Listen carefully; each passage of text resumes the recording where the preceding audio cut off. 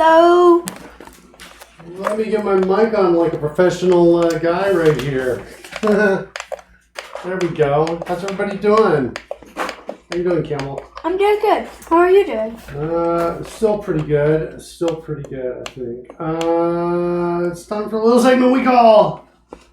What's happened last time? With that, how about if I switch over to you, Campbell, and we'll talk a little bit about it. What do you want to... Last time we worked on, we explored regular expressions. So, we wrote some code in XAML.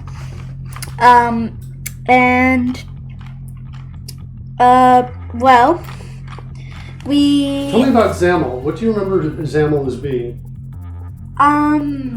I remember it being for like putting up apps or applications for just to do something that do anything really. So XAML is a layout. It's a markup language for laying out controls on a form. Is essentially the best way to describe it. So XAML doesn't have really any code inside of it. If we look over here, there's no code that says, do something. It's all properties. Width is equal to 316, height is equal to 633, right? It's got all, colors in there, all of that. It's just properties. Even hooking up to an event is a property assignment that says, hey, when the text changes, call that bit of code right there. And if we hit tab to next reference on this, we use the CodeRush feature tab to next reference, it tabs out and gets us to a C# file, which is called, do you remember what this is called, Campbell? No, I don't. It's got two words. The first word describes what's in the file, and the second word describes where it is located. Like in front of, or next to, or below, or behind. Oh! What? No, I don't. No. It's blank behind.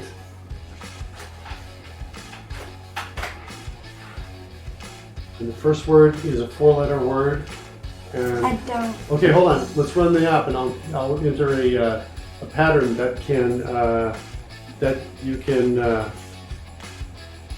Let's see. I want to say it starts with CO and goes some number of characters, and then it ends with find, like that. And then there's a space in the middle of it, and there's more characters after the space.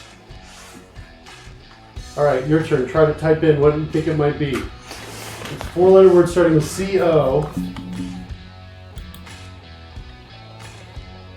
And you can put anything in here because it's a regular expression, right? Yeah. As long as you get the regular expression to match, I'll tell you the secret answer if you don't get it. Don't think too hard.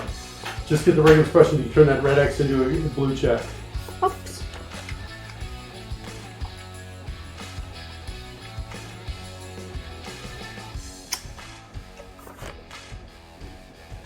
This is totally unfair. Am I starting I just don't remember it. So let's type anything in here.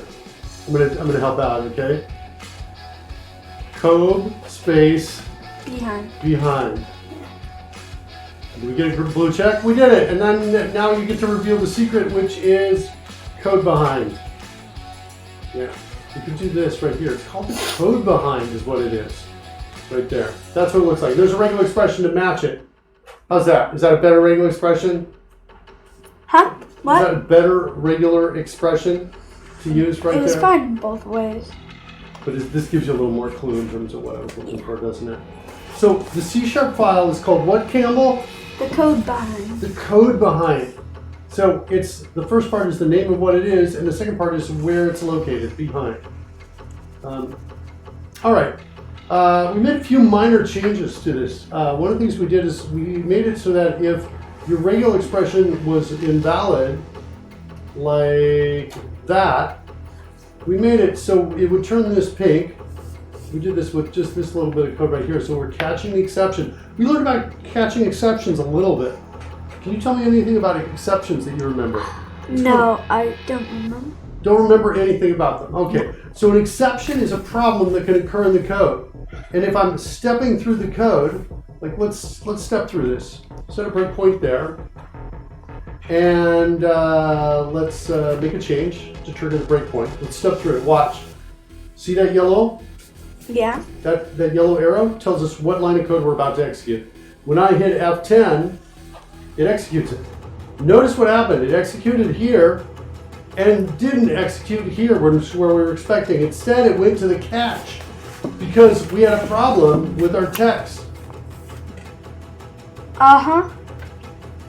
Oh, yeah. The problem with the text was, well, parsing this code illegal / at the end of the pattern. Okay? So we set the title equal to the message. We're in the exception. An exception is when things go wrong. So we run it. We say, okay, so you got a problem. Let me delete that. And now let's step through it again. Let's hit F10. Why don't you hit F10 right now and watch it? Each time you hit F10, it's going to execute the line of code you're on and go to the next line of code. Now it doesn't jump to the exception because everything was okay. Yeah. An exception is something that can go wrong, and it's called an exception because it's kind of not what you're expecting to the code, right? Normally expecting the code to run as you designed it. Yeah. So keep stepping through it. Well, tell me what happens. This is a great way, by the way. Skip past the catch exception. Well, kind of. The catch exception is below. There, now you just skip past it. See that? Yeah, that's what I was saying. Yeah. When you get to there, you get out. So this code is only executed if there's a problem.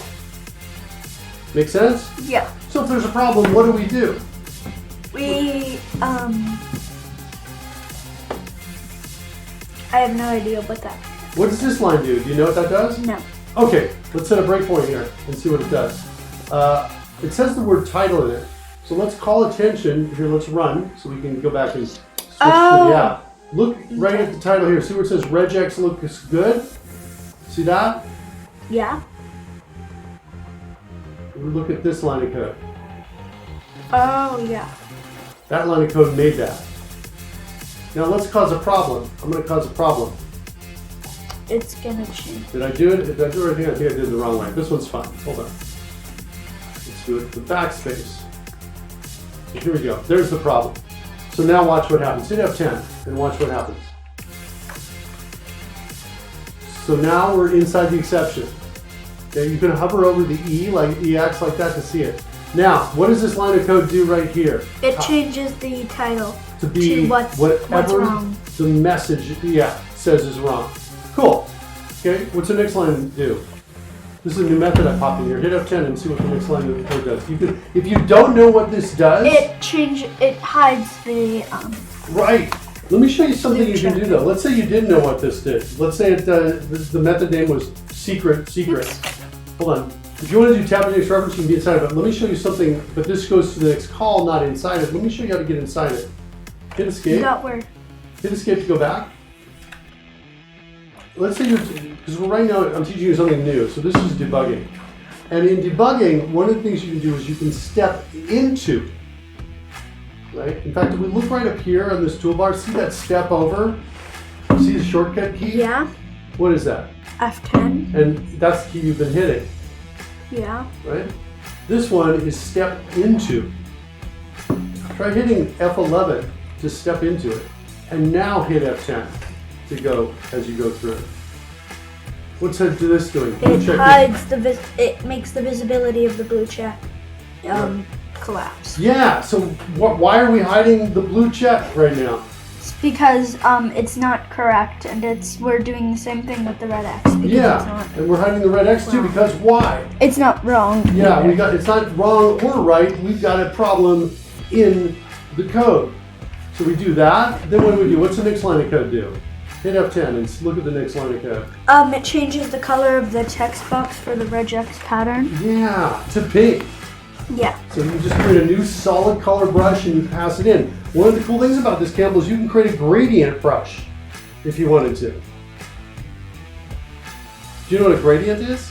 Yeah, I do. Okay. It's like it fades from one color. So you have a lot of control over like background fills and things like that. All right, hit F10 here. What's this last line of code do?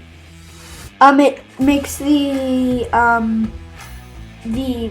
symbol that we created with the circle and then the line going through it. It makes that visible. Right. Notice right underneath where the caret is flashing. Oh, it just changed. Okay. Oops, sorry. That's all right. Notice it set. Let's set a breakpoint here and we'll get it again. I want to show you something here. So I'm just going to hit run for a second.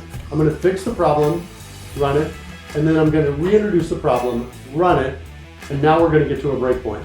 So notice here, this is where we were before. Notice underneath the word icon invalid regex. See the word collapse? Collapse, that's its current visibility. Yeah, that's actually a CodeRush feature called the debug visualizer, which is as you're stepping through and debugging things, it's telling you the values of things.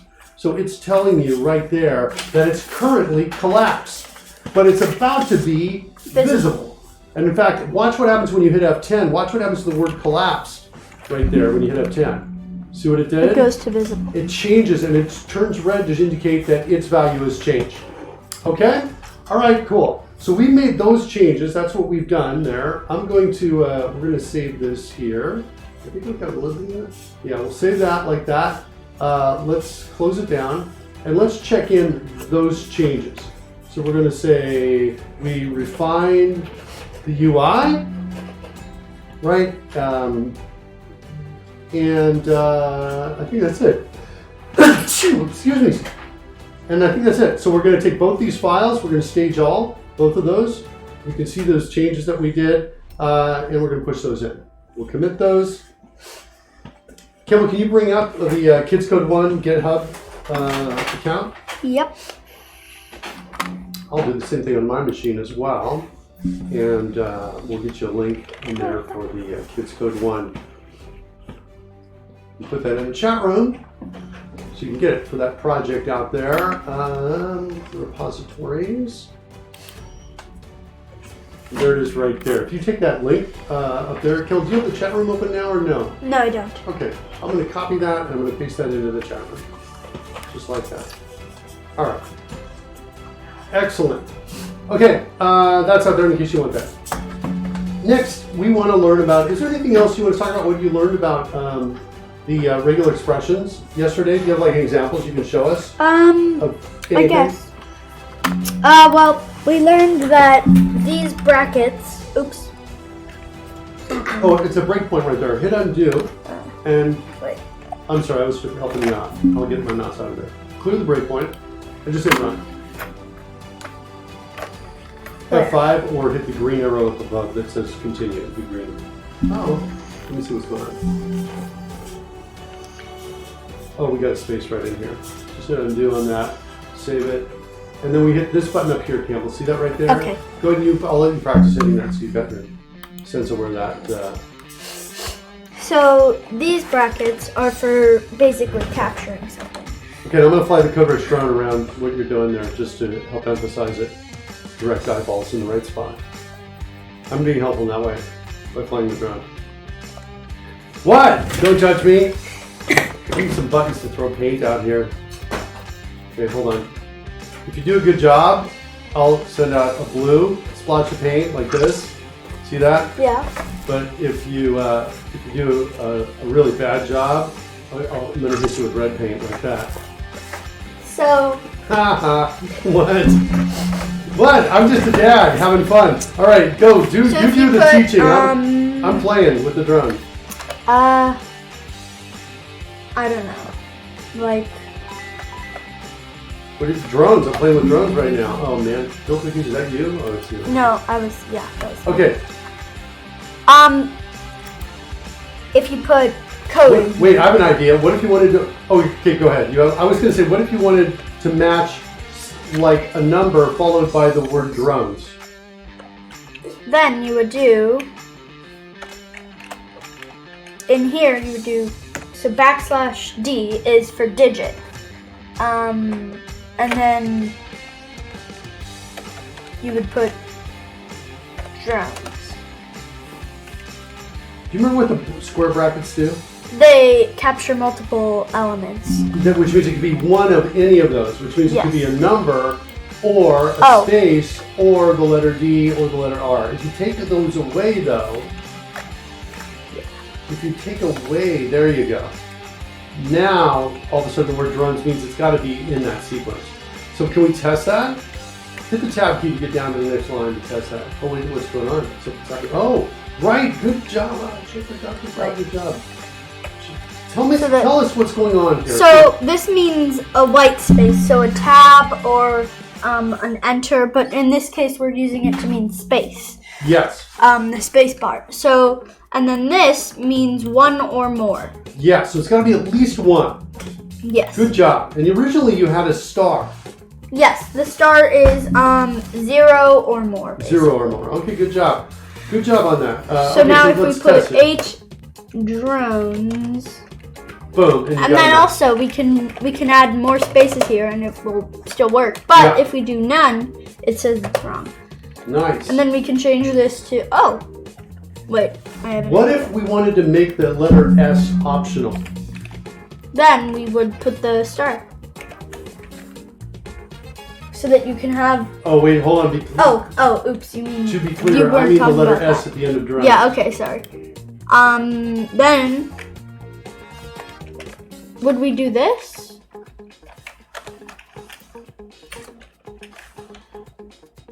No. No, we don't need the parentheses. Oh, I see what you're doing. So that means 0 or potentially many. Yeah. What if I wanted 0 or 1? What if I didn't want to match with drones coming out with a whole bunch of S's at the end? Do you remember what 0 or 1 is?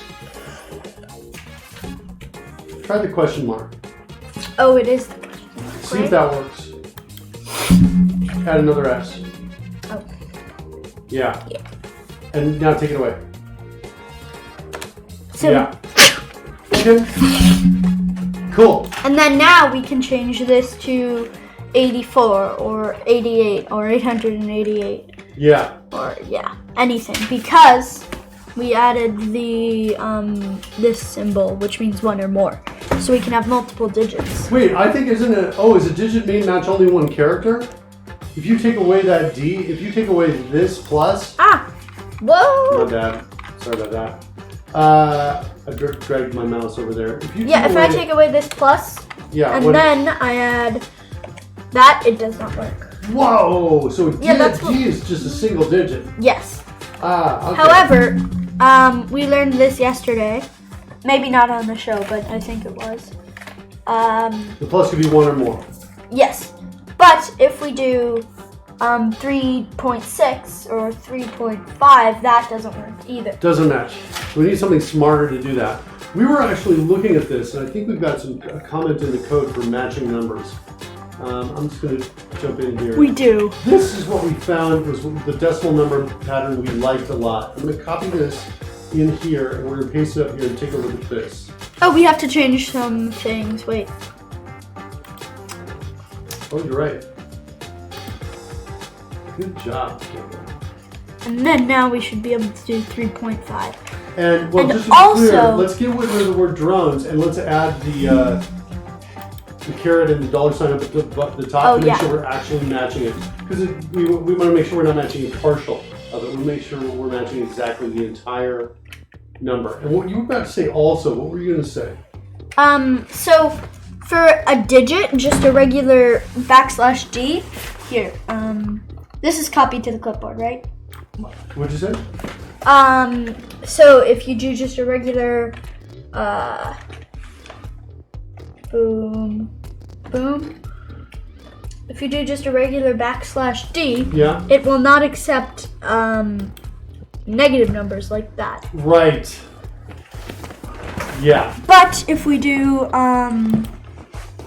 this, it allows for negative numbers because it can be one or 0 or 1 of a plus or minus sign.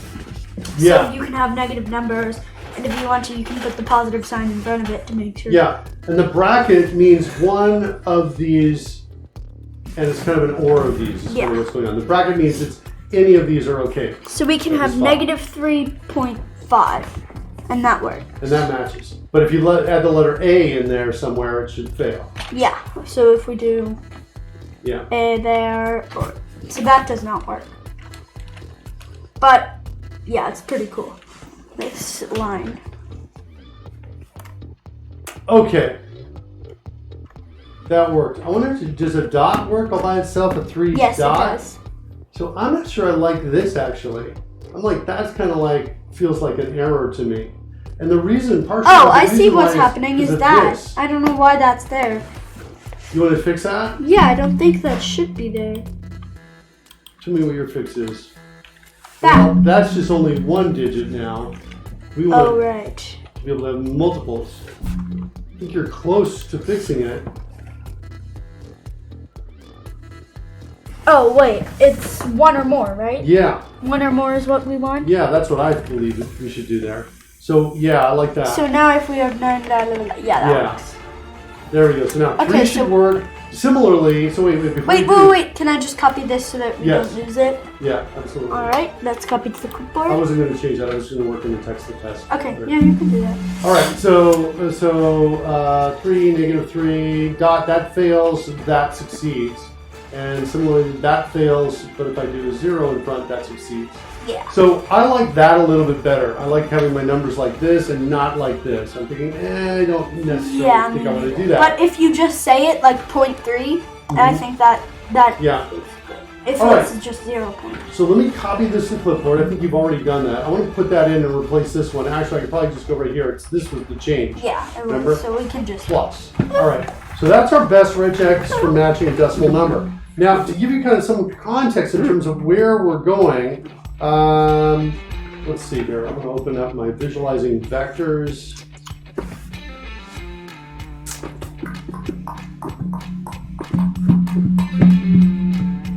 Piece, which way do I? Is it already open? Yeah, it is. Okay, switch back to my machine here. So we're looking at being able to type in vectors, and because we want to be able to visualize them. So we're kind of envisioning an edit box in Unity where we're going to type, something in like 1, 2, 3. We'll type in something like, here we go, the proposed syntax. Yeah, no, it's like, I'll create some new slide for this. So in Unity, we want to type, vectors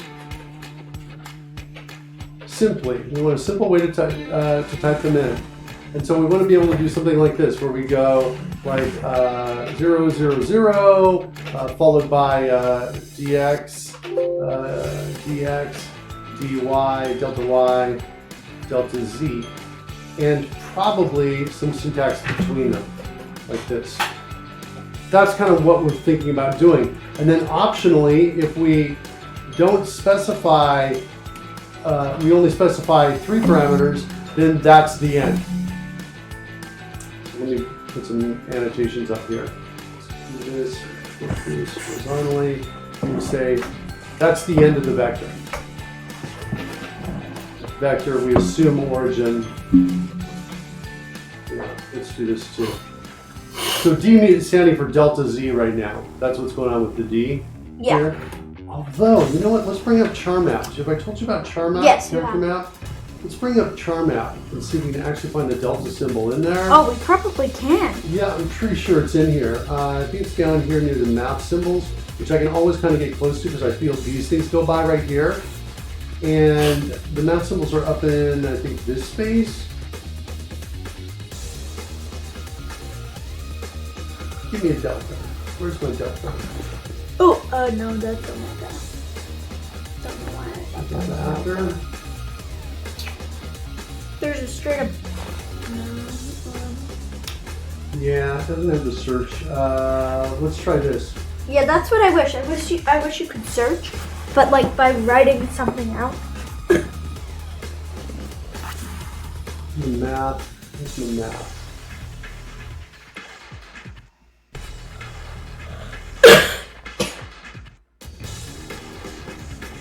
Mathematical operators. That? No, I don't. I know what the operators on this as well. Look. What's that thing? Nothing? I'm just going to insert it. It seems to be delta, but. Alright, that's going to be good. Now we got a symbol for delta x, delta y, and delta z. Okay? Woohoo! All right, excellent.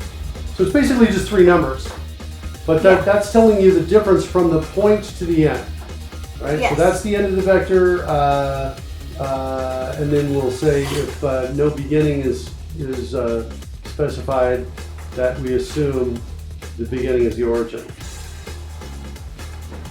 Yeah. That the beginning is 0, 0, 0. Yeah, is the origin.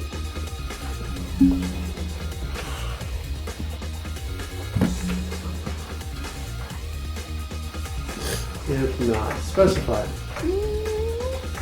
All right, cool. And then this one's the beginning up here. This is my best work here, but I'm going to just leave it at about that.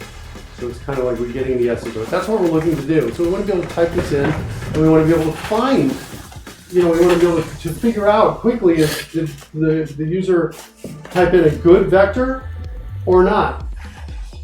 Kimball, can you move, is there a way you can move your camera or move you so you're more in that middle right there? I'll take either one of those as an option. I think that's moving the wrong way. Move the camera the other way. But if I move it the other way, you can. But if you're going to want to lean, oh, that's okay. I don't mind that. I just want, if you're going to naturally lean in there, it's more important to get your face than it is to avoid that bit of the green screen not showing up. Okay? I was just leaning that way because of the assumed beginning is 0, 0, 0, not specified. Okay. All right. So with that, now we want to start learning about something new, which is called groups. And I'll just give you a little idea on it. Whenever I have parens, like I do here, that's going to create something after I do my regex call. It's going to create something in the end that's going to be. I have a question. Go ahead. I've seen the line of code console.writeLine. What does that do? Console.writeLine. So that puts an empty line. It's very similar to debug.writeLine, I think, or log, debug.log that we saw in Unity. But it sends it out to the console, which is something you can sometimes look at. It's up in a window that can have text in it to tell you what's going on. Yeah, isn't the console where debug.log sends it? It's not the same thing, but it's very similar functionally. So I would just say, yeah, it's essentially the same thing. So it's the same thing as console.log? Debug.log, you mean? Is it the same thing? No, because there's a line in JavaScript that is console.log. So is it the same as that? I don't know. I don't know about console.log. Oh, no, wait. No, console.log I do know about. Sorry. Yeah. No, console.log puts stuff over in the console window here. Yes. So if there's any console log stuff, that's where they'll show up. Okay? So errors and... Yeah, one of my favorite console logs to bring up is if I go out to cnn.com and I say, let's inspect, and I go to console. What do we got here? Oh, they're not doing it anymore. They used to have a message in here where they were recruiting developers that had the word CNN coming out really big with the letters. But I'm not seeing it. So they're not doing that anymore, it looks like. Okay. We have a couple issues right here. Okay, no worries. Okay, so whenever I have these parens, what happens is what's coming back from my matches on this regex matches right here call is kind of interesting. It's a match collection. And within that match collection, I can go and look at each match, and within each match, I can look at these different groups in here. So what I want to do now is I want to build. In fact, let's do this on. I guess we'll do this on both of our machines here. So make sure your font size is big enough so that it can show up really well in the video here. Try to make it a little closer to mine if you can. It is. Oh, I thought I put it at 150. Okay, cool. I've actually got my 121. There's one. If I get it there, I'll use the mouse. I'll do it at 150 to match you. Okay, so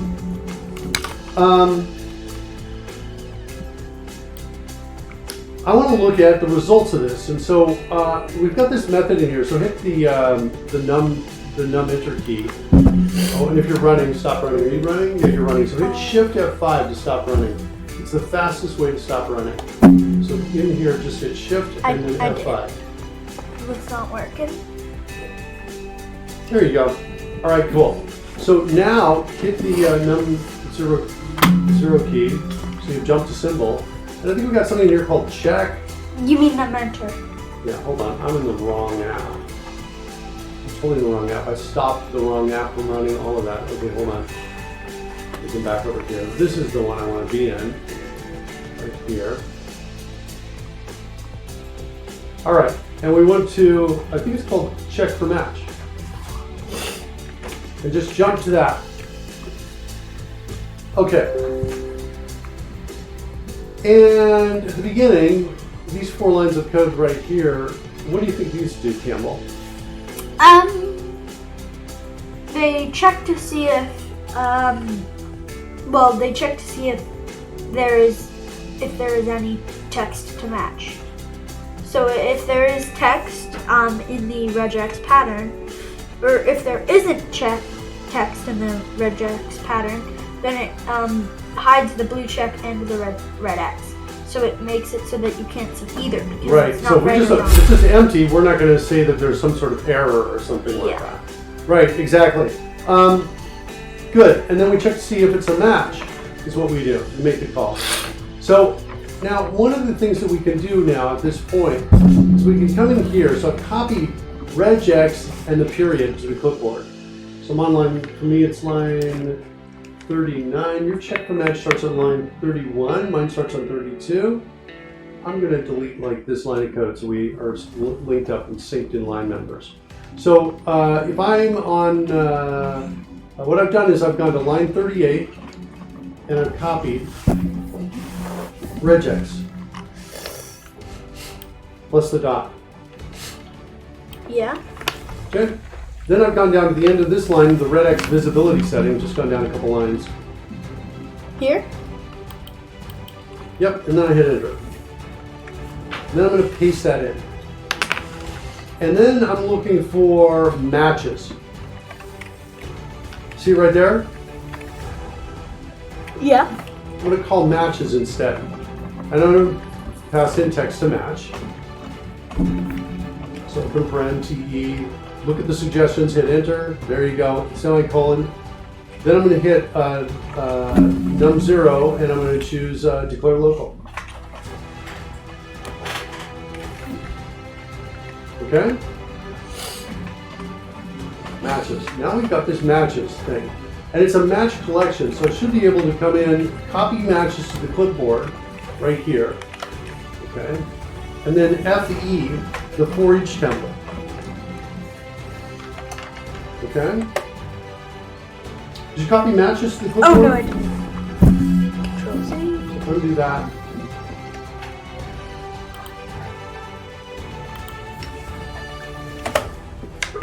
Perfect. Okay, so now it's going to go through all the matches that came back from that. And what I want to do is I want to put this data out. Is what I want to do. That's what I want to do. I want to put it inside something. So let's do this. Let's create like a text box out here to put that data inside. We go back, we learned about the stack panel, right? We've got this vertical stack panel that's the outermost piece. And then we're just vertically stacking things in here. So I guess what we could do is we could stack something right underneath these two here. So for me, it's line 20 is the end. Go to the XAML file, Kimmel. So you're matching with me here. Go to the end of line 20. See what your line 20 matches mine. No, it's just blank. Hit home so we can see what else is on the line. So just scroll It's to the just right. blank. Oh, it's not. It looked blank. I can't quite hear what you're saying. It's not blank. It looked blank. Oh, I see. Okay. All right, so I'm going to the end of the stack panel. So scroll up.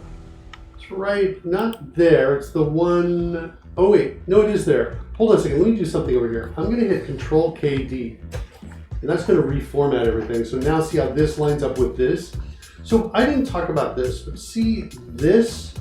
Notice what happens when I select this This one gets selected too a little bit. Yeah. That's telling you that these two are connected. This basically says, hey, we're gonna start talking about a stack panel here. Right down here, it says this / means we're gonna stop talking about that stack panel. Watch out, Kim, I got that too.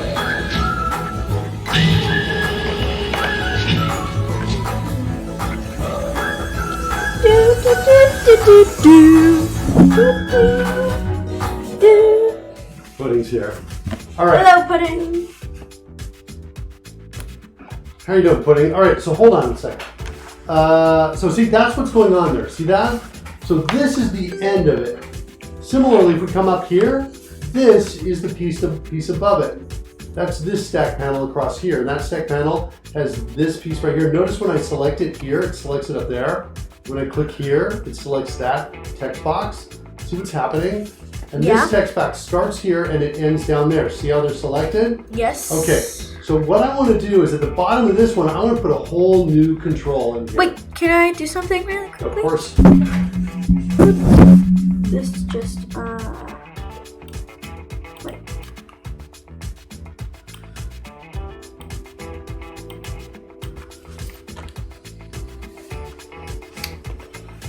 It's just so that, we're in the same place. Okay. Your line 20 was... Right, no worries. Notice, by the way, let me show you something here. We're talking about this. I'm going to zoom out just a little bit so we can get all this on screen. And I'm going to switch just to your full screen so everybody can see this. Notice label, when I click on that, what it highlights is the end. Why? And look, when I click here, it highlights the text box. Look at the difference in the end. See that? Yeah. And see this?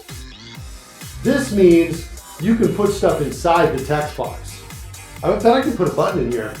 Can I do that? No, I can't. In fact, this says, don't even think about that. Text does not support it, but I bet I can do other things inside of here. Like I bet I can do textbox.tooltip, and then inside there say, oh wait, I can't do that either. It just probably needs a value. I can say, enter the text to test with, like that. And if we just run it now, and I hover over that, I should see a tooltip. I'm expecting to see it. Look at that. See what I just typed in? Yeah. It's there. So I can put things inside of some controls, and the controls that I would often do that with are written by default like this. And the controls that I rarely do that with are written by default like this. But the thing is, if I delete this, and I come up here and I put a /, look what just happened. Did you see that? Oh, yeah. Let me undo that. Here, and I hit the /, and Visual Studio takes that other piece away. So down here. Okay, so there's my stack panel, my bottom one. I want to put something right underneath it. And this thing is going to be, I think, a text box. A big one. That's what I think it's going to be. So I'm going to type in TBX here.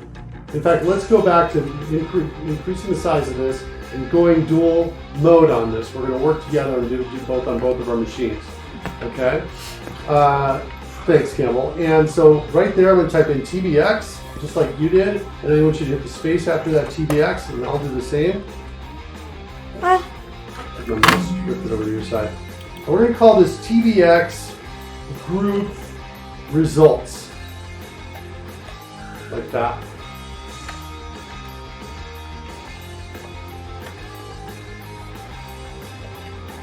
Okay? And I'm looking for a property called read-only. I'm hoping there's a read-only in here. So I'm going to type in is read-only. There we go. I typed in REA, not there, but inside on the top line above. See where I am? Yeah. Type it up in there. And is read-only, go for that. And then set it equal to true.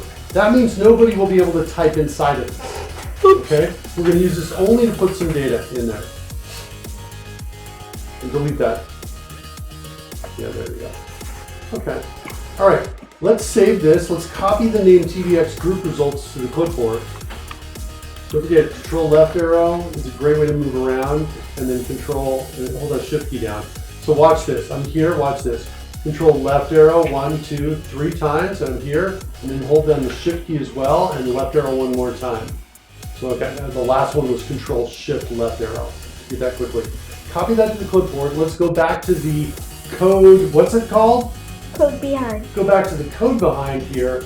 Now that I've got this, I can come into here and say TBX group results dot text dot plus equals. So I'm going to add something to the end of this. I'm sorry, I said dot, I meant plus right here. I meant space, sorry, Kimmel. Plus equals. And then now what we want to do is throw the match out here. And I guess I'm just going to say toString. Let's call match.toString. Just for now. Just to see what this does. Okay? And maybe this is not yet useful, but we're going to get there. And then put parentheses after your toString. Oh. Okay? All right. So that's check for match. Now, if anything is, I want to put a little bit more code in here. I'm now copying this to the clipboard right here. See that? Yeah. Go copy that right there to the clipboard. TBX group results.text. Now, if I want to set that to an empty string, I can type in S follow, if it's on the clipboard, go right after line 35. Let's just hide blue checkbox. Blue checkbox, check red X. Here, if I type in S and then a quote symbol like that, try that. So set equal to a quote, it'll just give me that, and I'm done.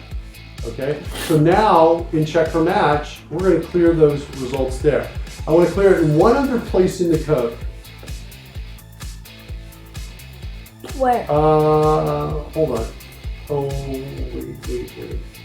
I want to go actually 2 other places. I want to clear it here. This is where we don't have a match. Right? I'm just typing in that comment right there so I understand that. I'm going to copy that, put that over there for you.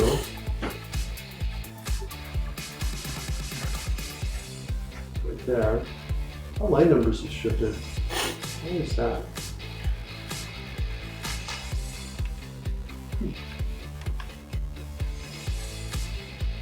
22, main window. 29 is reg X, that's looking good. 31, check for match. What's wrong in our check for matches? Why aren't they matching up here? 36, 37, 38. Oh no, it's looking okay. Oh, wait. This is different. Oh, wait. Oh, I see. You move this down here. This I want to move up here. You said it didn't matter the order. What'd you say? You said it didn't matter the order. Oh, no, that's when we were talking about Windows XAML over here. Because we're stacking up things that are invisible or visible. But over here, all right, cool. So we've got that there. And then I want to take this line of code that we just added up here, and we'll put it down here when we don't have a match. And I want to put it in one other spot, and it's right in here. If we got an exception, I want to put it there. So we're going to do the same thing over here for mine, right here. Okay, cool. So those are the changes that we made. So now let's run it and see what we get. I'll run it on my machine, you can run it on yours. And make sure you bring it so that it can be seen by the viewers. Campbell, move it a little bit to the side. No worries. And so now what I want to do is let's do this. Let's do this pattern, Campbell. We're going to do, we're going to look for like a 3-digit number. So I'm going to say open paren D, then I'm going to say 3. That should mean a 3-digit number right there, followed by a space, followed by a 2-digit number. And then that's the end of the string. That's what I'm looking for. So I should be able to type in here 333 space 22, and now I got a match. Okay. Do you want me to just copy this pattern and paste it over there for you? No, I got it. Okay.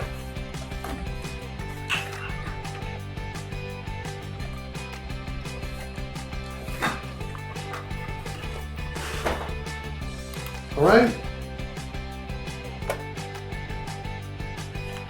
Okay, we got a match. Notice what shows up in the text. The text that shows up is exactly what we've matched. It was the whole piece. And there's only one of them, right? We wrote code that said, hey, for every, where's that code? Let me get it on screen here. The for each, here. For each match, give me the string of the match. What happened? Oh, I'm not sure. I know what's happening. It's doing the plus equals here. We need to set that to empty. There's one more place we need to set it to empty, and it's right before we do the for each. Right there. I'll fix that for you right here. That's going in my for each, which I think is up here. Right there. And we'll throw it right there, for example. And it was there. So in order for this change to work, we're going to have to set a breakpoint, trigger it in some way. Why didn't we trigger that breakpoint? This one right here. Source code is different than the original version. For the breakpoint, click Settings button that appears, then click Location. Allow the source code to be different from the original. Disable the option require source files to exactly match the original version. Tools, options, debugging, general. Let's go find that option and turn it off. Tools, options, debugging, general. What is it called? There's a lot of options here. Let's go look at it one more time. Require starts with an R, require. Okay. General, require source files to exactly match original version. We're going to turn that off. Now the breakpoint will be hit. So let's go ahead and do a change. Now that it's hit, you can recompile the change, and this should fix it. I'm clearing the breakpoint, and now you can take a look at it. Now it should be better. Okay. Okay. So whatever we're typing in now with this change, whatever we're typing in, we come in here typing 1-1. When it matches, you're going to see the whole thing of whatever we typed in. You see that? Yeah. Okay. Next, here's what I want to do. I want to come in here, and for this next part, Campbell, I'm going to write this code, and then I'm going to paste it over for you. So just watch on my screen what I'm going to do. I'm going in here to group results, and I'm going to see what this thing has got inside of it. I was hoping it's got something bigger, like groups. Have anything with there? Binding group. That's not what I want. I think is there a match kind of thing in here? There's no match. Oh wait, I'm sorry. That's not what I want to do. Sorry, I thought I had this on the clipboard. I was looking at that. Let's try one more time. Groups.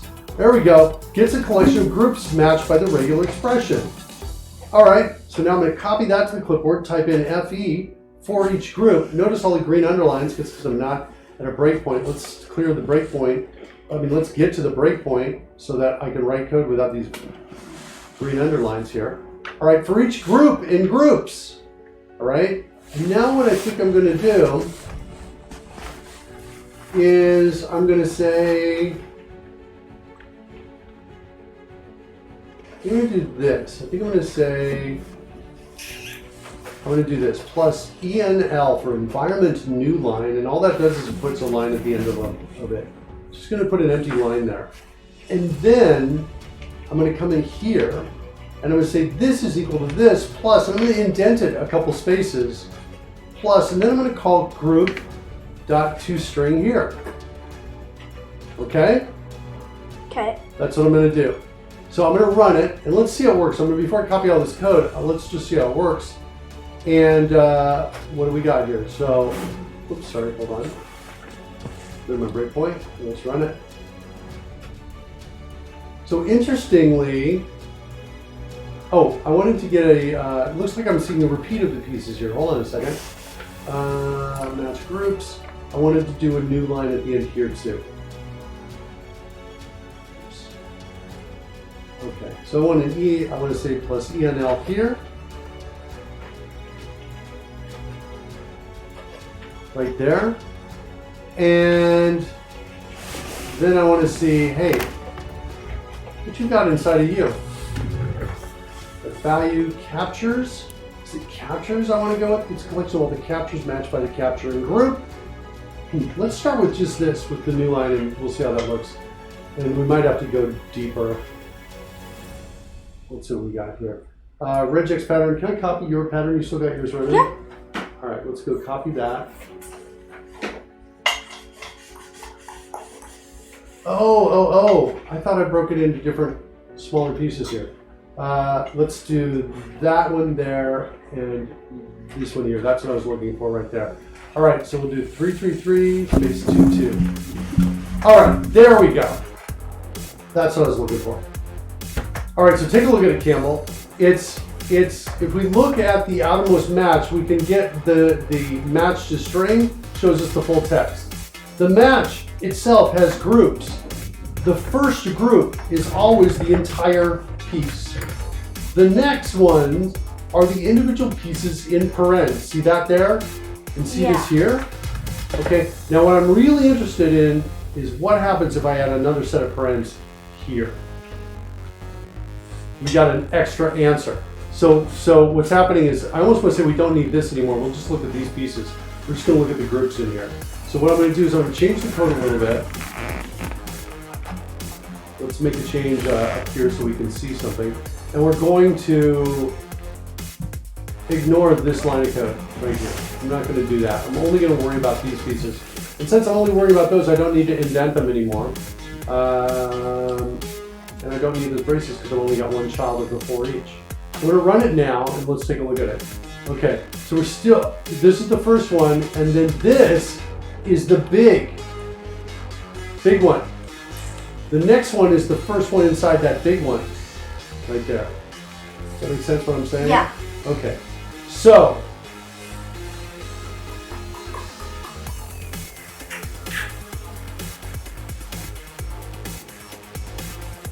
take that out, and now we can see here. Now, this first one's I don't think very useful to us. I want to look at only the pieces, so I'm not going to show this data anymore. That first one.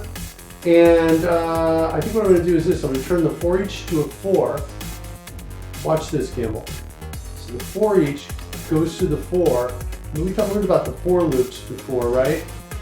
Yeah. So what I'm going to do in here is I'm going to change the start from 0 to a 1. And that's going to mean it's just going to go to the very first. It's going to go to the second entry, not the very first entry. So one more time, I'll make a change over here, and now run it. And now, is that not working? Oh, sorry, I did the wrong one. That would be the outermost one. I want that to be a 4 each to 4. I want this one to be a 4 each to 4. It's the groups that I want to change, and I want to start at group 1. That's the most interesting one to me, not group 0. Because group 0 is just always a match for the whole thing. And so now, there we go. Let me add a $sign here, and so now you can see what's going on. So now if I say 414, now it's got the pieces. See, that's group 1 and that's group 2. So now what I'm going to do is this, I'm going to, when I put this text out here, I'm going to also put out, let's change this to a formatted string. And I'm about to give this all this code to you, so don't worry, I know this is An interpolated string. Yeah, I'm sorry, exactly. Thanks, Campbell. An interpolated string. That's what I'm looking for. So I'm going to do this here. And I'm over here, I'm going to say, I want to actually have the text here, and I want to interpolate I. Right there, and I'm going to say equals.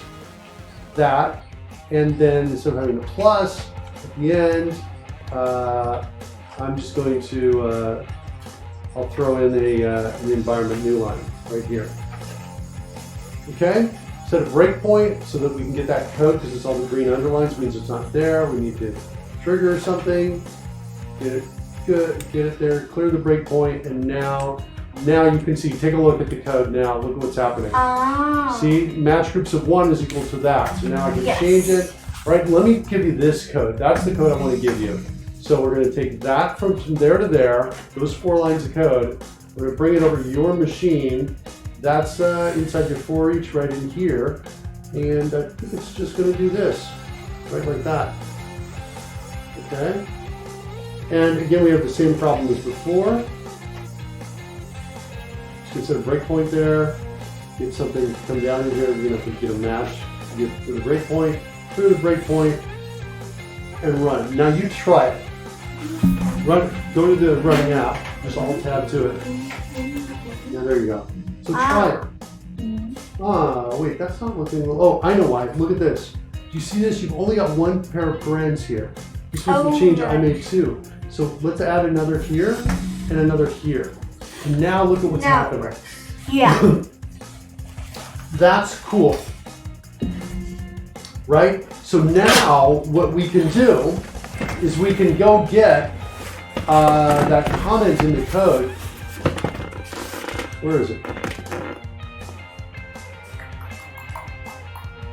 Here. This right here. This is a number. Right? Let's now try, so the challenge is this. Get that, copy that number. If you want, I'll paste it in real quick because I already have a copy. Paste it right there. There's the number. Right?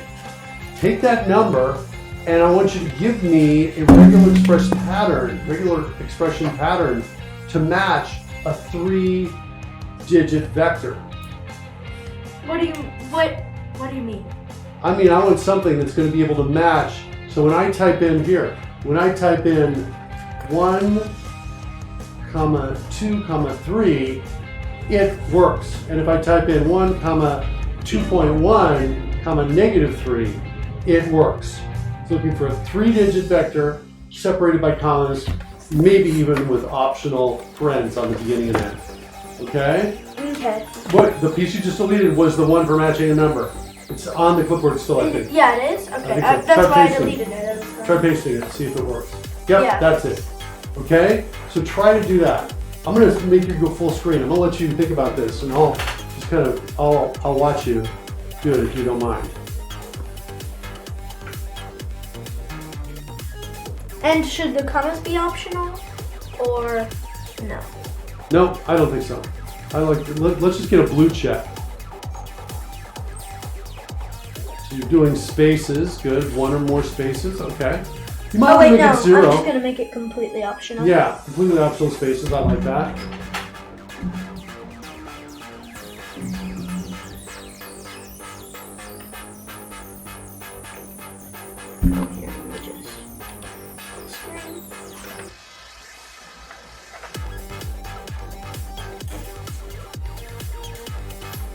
And that's it, I believe.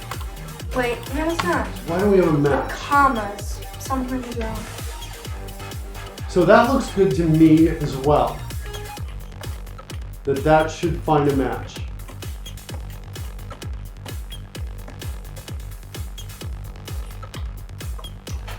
And now we see the problem with regular expressions.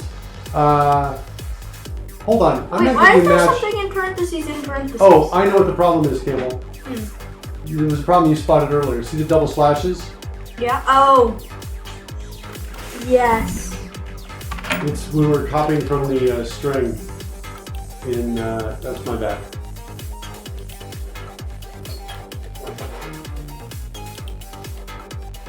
Just one more double slash there out on the right. There you go. Yeah, it works. Nice. Okay, cool. So take a look at this. It's a little bit like, wait, what? Right? Because of the different groups that are in here, right? So it's like we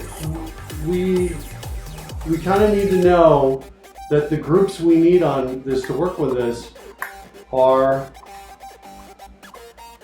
is this true or not? Is it 1, 4, and 7? Yeah. I think it's 1, 4, and 7. So with this pattern, Campbell, we're always going to need groups of 1, 4, and 7. Can we try, but wait, for -3 though, notice we don't get the -3. Yeah.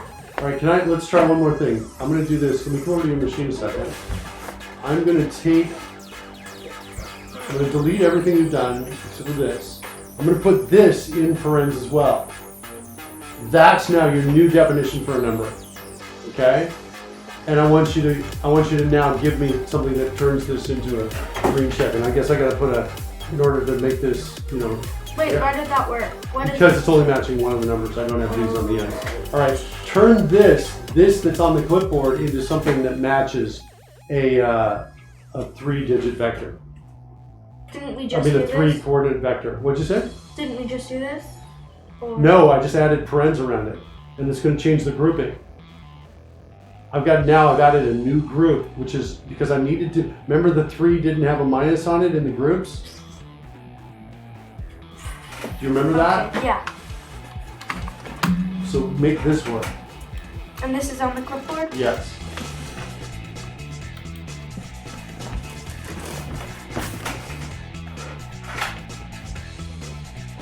I'm going to make this not so big there so it shows up, because I just realized it was behind some stuff. We won't be able to see it. No, it's full screen. You're full screen. The problem is now it's behind the coders and the coins right here. So go back to, look at what we're sending out. Can you see? Maybe you can't see it. I can see it, but I can't see it if I do that. Oh, do this. Just stretch it out wide. I'm trying. No, not there. Let me show you. Yeah, there you go. You want me to do it? Or just grab the sides? Left and right is really what we're Yeah, I looking know, for. but it's just... Okay.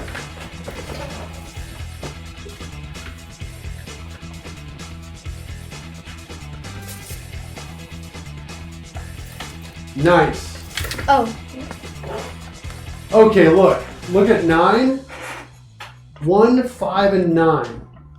See group 1, Yeah. group 5, Yes. and group 9. Yep. What is important about those groups? They're the original numbers. They're the what? They're the original numbers. They're the original numbers. We got the -3 in. That's what we had to do to get the -3 in. So this is now our new piece for matching. Okay? So now we know. Wait, first, let's not delete this. I was going to copy it to clipboard. And that's what I was doing. Put it in the code.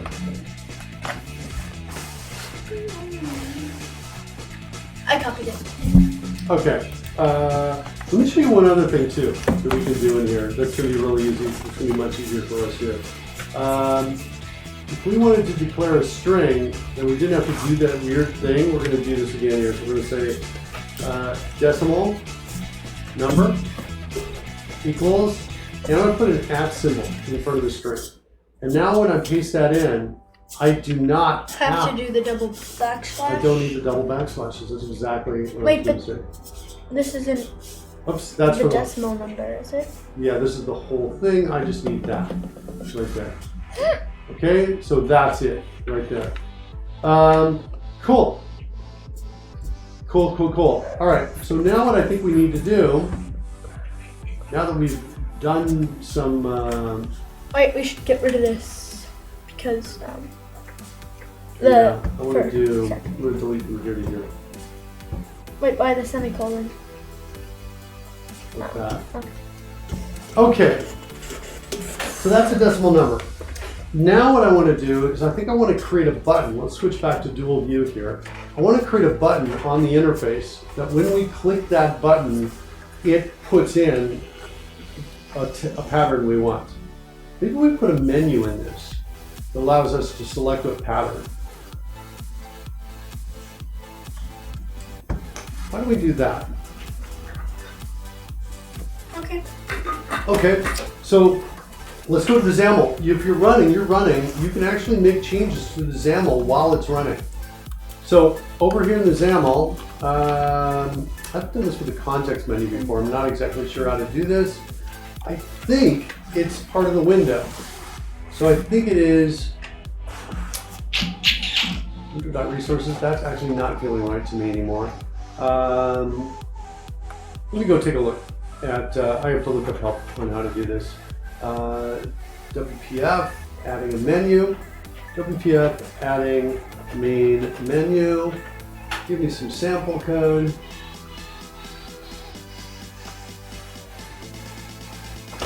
Oh, it's just right in here. Okay, so it's just it's one of the parent pieces right up here. So I'm just gonna come in here and say menu. So right underneath, after line 9, go down to the next line after line 9, right in here, line 10. So we'll create an empty line on line 10. And I'm going to type in open square bracket and then menu and then close square bracket.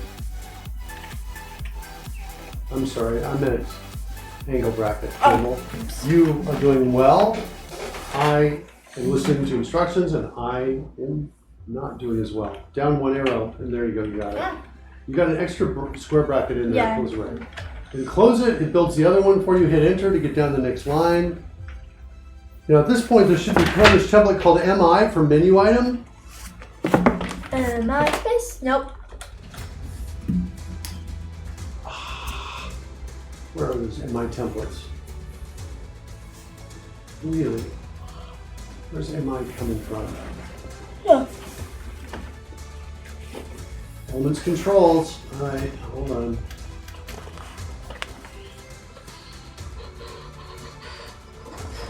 All right, that goes out as well. All right, so let me just give you this menu item header. There it is right there. Now we're going to type in pattern here. I'll just do this for you on this side. That menu item is pattern, like that. We'll do the same thing over here. And then what I want to do is right here, I want to get rid of this slash at the end, and I want to put an open bracket on the next line. So can you do the same? Angle bracket? Yeah. Where? Get rid of that. Right where the caret is now, move left one, just the left arrow key. Oh, that didn't quite, that was a right arrow key. Hit the other one. No worries. Delete that, hit the end key, and hit enter. Open angle bracket, and forward slash. Oops. Oops. And then the menu item should be suggested. And now we're closing menu item. Now inside menu item, try this. Try typing. Oh, you really can't do that. Hold on. Copy both of these and let's see if we can add. I think we can add a menu item inside the menu item. Is what I think we can do. And if it doesn't complain, now we can save this. We give this the cool pattern. That's what we call that. And I'll do in this one we can end like that. And now let's take a look at it. Let's see what happens. What's the app look like? See that right there? Yes. Cool pattern. Okay? And then does that automatically put in the... Well, it's not automatically doing anything yet. But we can put code in it so that it will put in the string that we have saved. Right, exactly. So I'm going to say click. And we create a new event handler for it. And it says it's called a menu item click. I'm not a huge fan of that name. I don't like green lines here. So I'm just going to make some change over to get out in the space.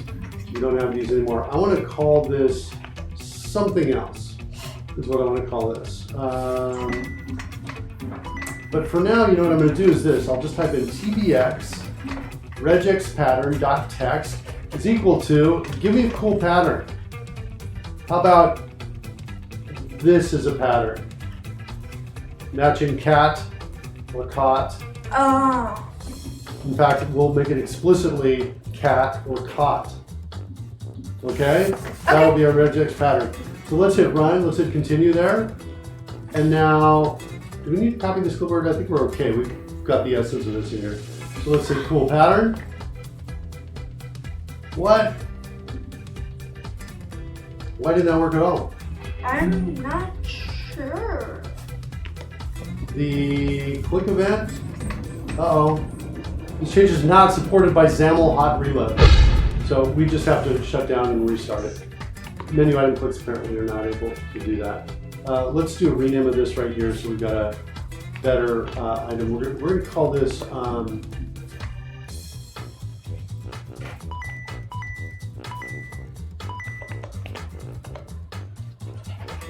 cool pattern. Not click. Okay, run it now. Try it. See how it works. Okay. And you can clear that breakpoint. Now both of those breakpoints you can clear if you want. And just hit run, F5 to run. Or click it. Yeah, you can do I that. was trying to click it. It wasn't. Okay. All right, cool. So now we'll accept cat or caught. Yeah. But nothing else here. But not cut. Right? Cool. All right. I feel like we're almost done and ready to go on to kind of work our way back over. We ultimately need to get two patterns, is what we're looking for. We're looking for a pattern that matches this one, or a pattern that matches this one. Yes. Okay? So to get to the vector, to build it, my cool pattern, I think what I'm going to do here, oh wait, what? Oh, this is mine, not yours. Hold on, let me go grab what you got there, and I'm going to kind of catch up with you here.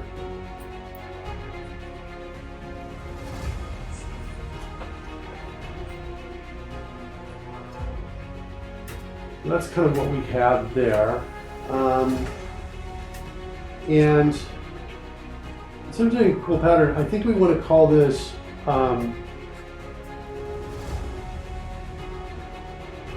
vector short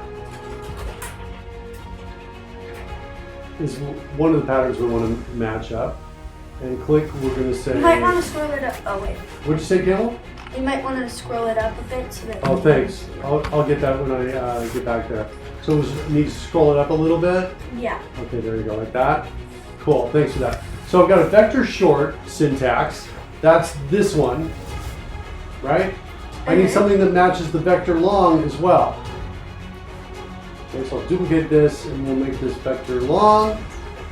And maybe I also need an assignment. Like that. Some letter.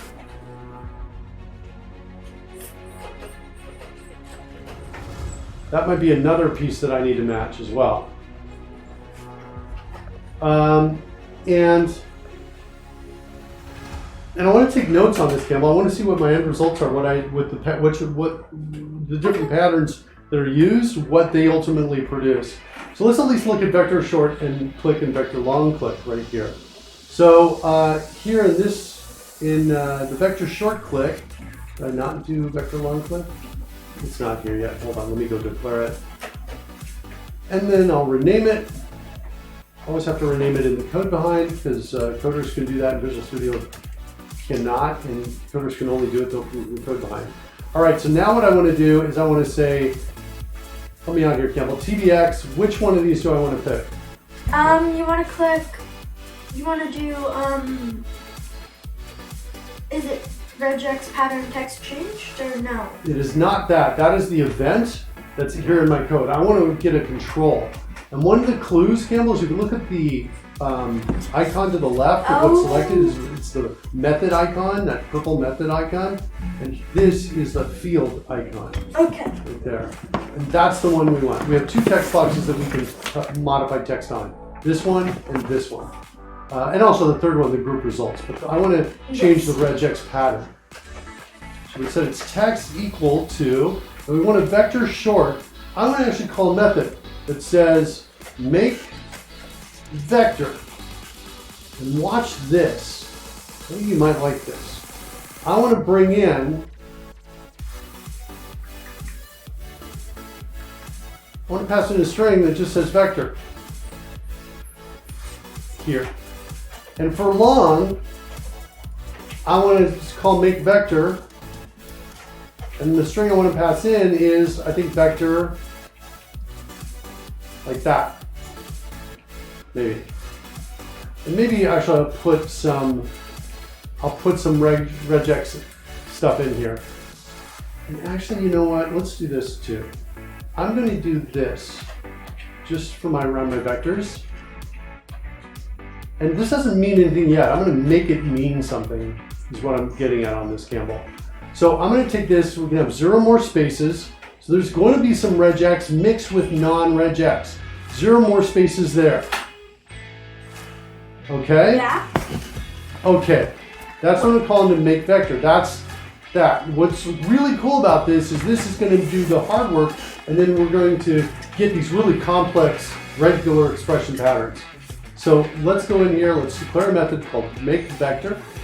And now what I want to do is I want to return a string, sure, but I want to call replace on it, where I pass in the percent vector right there, followed by the new thing I want to replace it with, which is my vector string. This, which I got and declared somewhere up above. It's right in here. It was close to this. Let's just copy that to clipboard. Come back down here. Put this up here. Decimal number is that. Should we get rid of these slashes? I think we should. I like the other syntax better. So I'm going to do this, and then get rid of my double slashes. Okay? That's my double decimal number. That's my decimal number, but a vector string is 3 of those together, remember? Yes. So I'm going to say that's equal to, I'll make it an interpolated string, right? And the first piece is going to be, well, let's go ahead and make an optional 0 or a 1, 0 or 1 opening parens, okay? Followed by the decimal number, right? Followed by a comma, followed by 0 or more spaces, right? Then that repeats one more time, followed by an optional closing paren. Yes. And every space in here, I just realized I've got to double up these. Okay, that is a vector string. So everywhere we see the word vector, we're going to replace that with our vector string. Are you getting it? So what we've done is we started here. We're saying, well, we got 3 of those, let's use them. So now what's the cool thing about this is we're using code to put it together instead of creating a long, long string that would be hard to recognize. Now that we've done that, it's occurring to me that the word vector, we should really declare a constant for it. Let's declare a constant on vector, called stir.vector. So we've only got it one place up at the top. And then here, I'm going to turn this into an interpolated string as well. And here, instead of having the word vector in it, hard-coded, I'm going to refer to stir vector, like that. And I think it's easier to read a little bit too. What's wrong with this line of code right here, Campbell?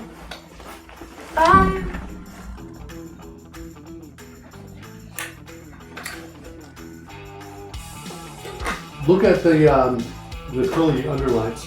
Yeah, I know.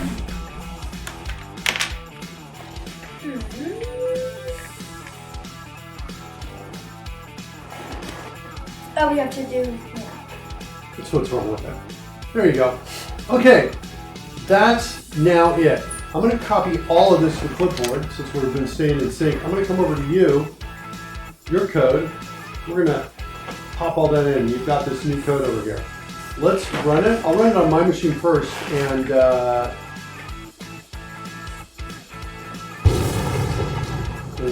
see how that looks.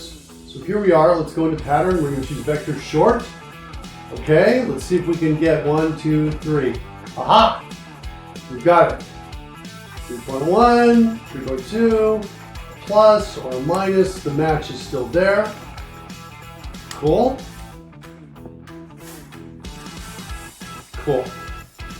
All right, let's go with the vector long. Now we need to do something like this. 2, 2, 2. Haha! We got it. See it? Oh, yeah. Okay.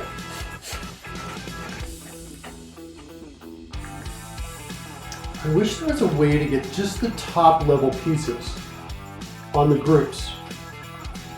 In other words, I just want the top level pieces here. Because the problem is we've got this kind of hierarchical nesting structure. It's kind of like Russian nesting dolls, you know those? Campbell? Yeah. Yeah, but I can imagine instead of just a doll and a doll and a doll, I could have like 2 dolls inside of 1 doll, or 3 dolls inside, and then 4 dolls inside of one of those 3 dolls.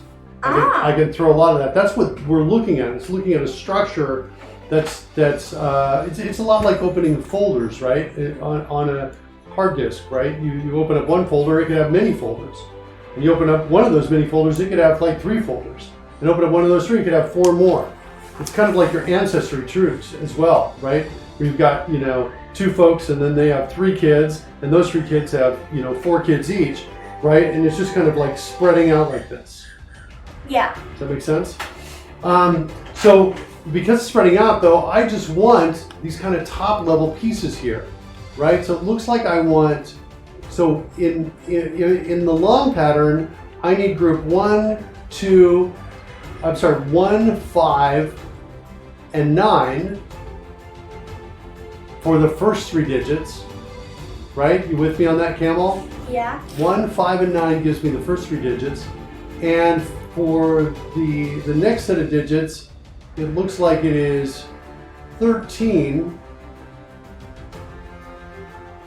17, and 21. Do you notice anything about those numbers? Yeah, they're each, wait, what was it? It was 1, 13, and 1, 21? 5, 9, 13. They're each 17. 4 away from each other. Each 4 away from each other. It's 4 away because if we look at what's inside here and here, there are going to be, we've got another pattern inside here, another set of parens, another set of parens, and another set of parens right here. That's what's going on. These parens are needed for the regular expression to work, but they're giving us extra matches that we don't really care about. I think there's a way to name the groups to make this easier. Let me see if we can find that, because I would like to not have to think so hard. Let's look for this. C# regex named groups. Is that possible?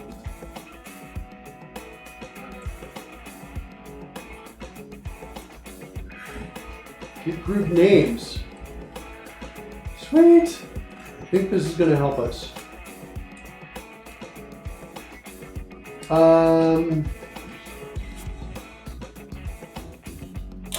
Where's the name part? I don't want to read this whole thing. I'm looking for just some simple. Ooh, look at that. I think that's the name. See that, Campbell? Yeah. In the pattern right there? I think that's how we can name a group. We just put it inside the parens. So sweet, let's try this, okay? I'm so excited. Let's go, I want to do 2 things here. I want to be able to display the group name if it's there. So I want to go to that for each we've got. This might be a little big here. Let's go to that for each right here. Here's what we're doing here. Let's see what's going on with this. Let me go to, let's put a comment in here with that. Now I go into match groups of I dot, and I want to see what I've got over here. There's a captures property. What is that? There are 2. Why are there sometimes... Ooh, look at that name! Why are there sometimes 2 of the same properties, but then one has a star? The stars are the ones that Visual Studio thinks you're most likely to use. That's based on data of a lot of programs. But if there are 2 captures, and one has, like, there's this one with a star, and the other one doesn't have one. Why? Why? So that in case you blow past these and you start looking in alphabetical order, you're still able to find it. Okay. It's the same. Okay, the cool thing that I love about this is this name property. Interesting, it wasn't here, but look at that. It's right there. It returns the name of the capturing group represented by the current instance. Look at that. What I want to do here is I want to say, hey, look, if not is null or white space, this name, then I want to put it out there, is what I want to do. I want to have something that where the text we put out is there. Okay? Which includes that name. Otherwise, I just want to have the line like this. Let's see here. Let's do this, and let's do this group name. Is it equal to string.empty? And then I want to down here. I want to say group name is equal to that group name.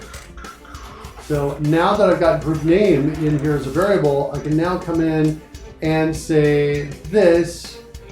Actually, I'm going to make it this. I'm going to make it equal to, make it an interpolated string as well. And we're going to make it be a space, open paren, close paren, and that. So if there's a group name, we're going to do this. This is the group name. We're going to change it to that, and then I'm going to put it right here. Which means we'll see the group name showing up if there's a group name on it. So let me just run this real quickly and test to see if this works.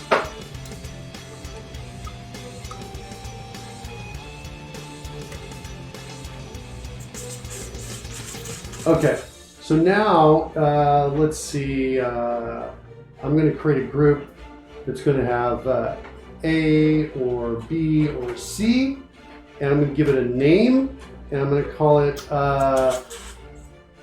first letter. Like that. Sweet, I love that. Now let's see if this works. A. Look at that, Campbell. See it? We have a name for the group.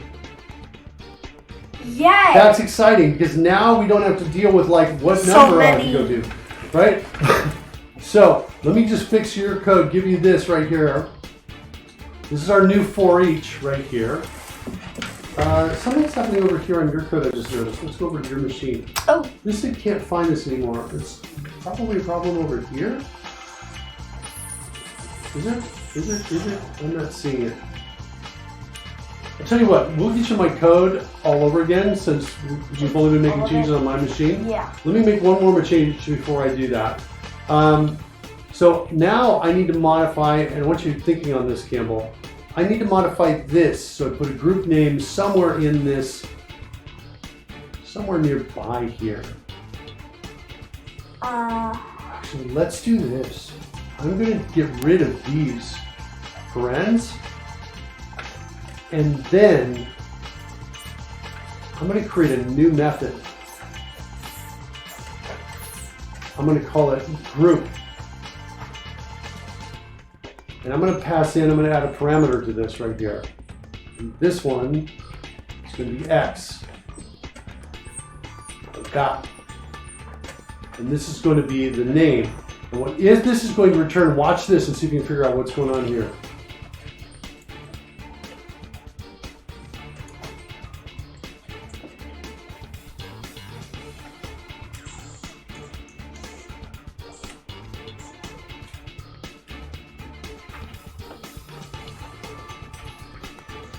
What did I just do? Can you see what I'm doing here? What is that?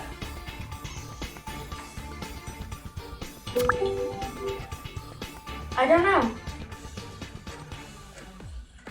Good answer. I love that. It's a great answer. So let's figure it out. Did you recognize this? Do you know what that is? Yes, it's the name. Of the group. Yes. Why am I putting parens on the outside?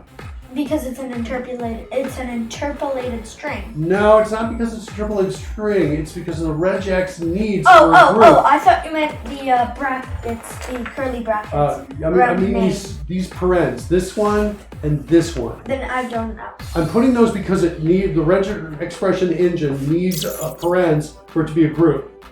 Right there. Ah. Okay? Okay. And then I'm just putting so I'm basically taking the number, putting parens around it. I took them out up here. I don't know if you saw that. I was sneaky. I did it without mentioning it. And now I've got it here. So that's going to give me my new group and call it X. See it? Let's zoom out a little bit here so we can see this whole thing. So now I've got group X decimal number. Now watch what I'm going to do. I'm going to take this right here, this piece, and let's maybe rename this. So we'll just call this num, stir, num match, something like that, num, stir.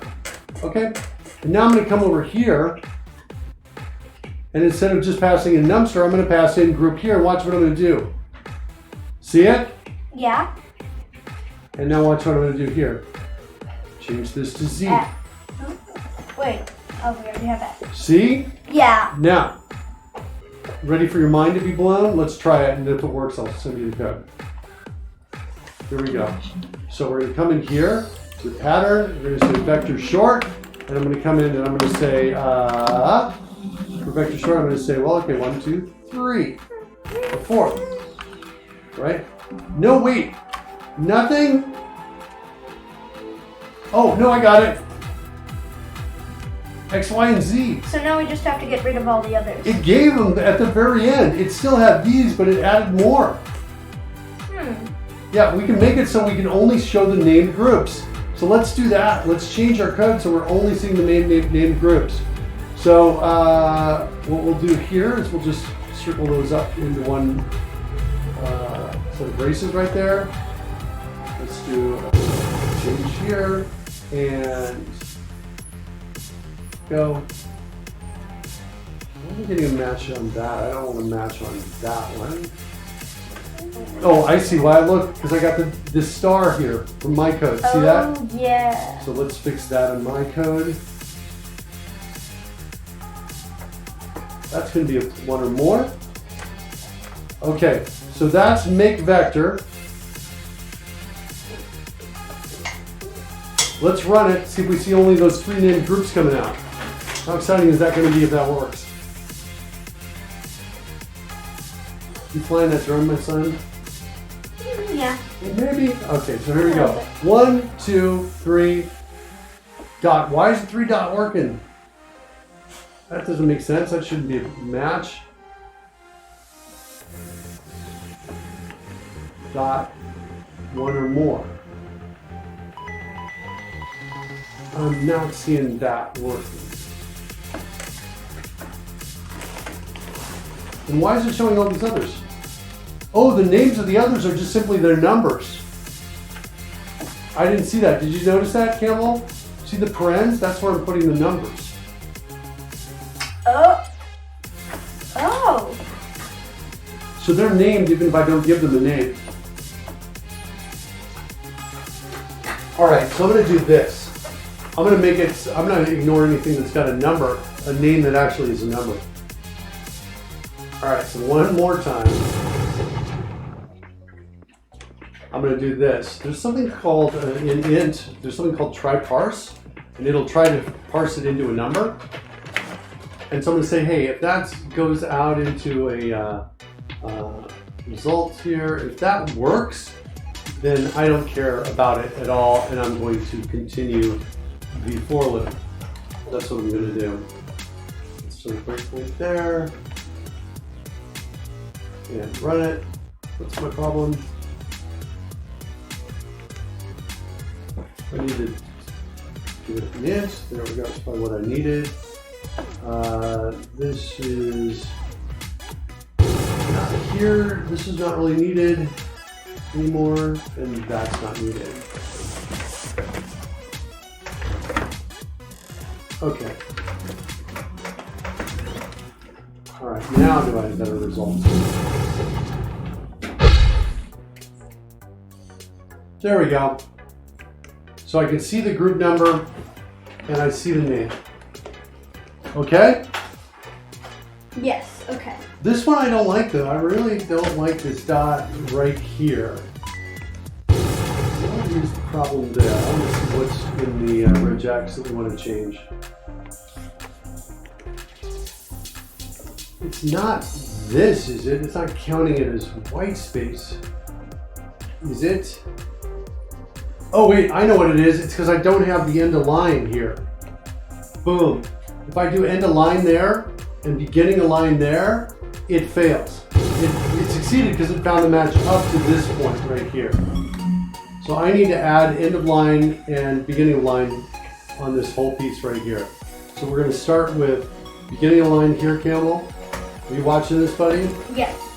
Are you? Now I am. Okay. And the end of line there. We'll need to set a breakpoint there. Go ahead and do long pattern or short pattern. Okay, like that. And like that, make that. All right, cool. So now it doesn't match. And now that, oh, this doesn't match because I'm in the long one now. Let's see if I can make a long one work just like we said before. Okay. We did it. Kind of. Well, more or less. Kind of. What's wrong? How many numbers do I need? You need. Wait, you need 6? Yep. Yeah, you How many do I have? 3. Why? No clue. What are the names of those? X, Y, and Z. Right, what?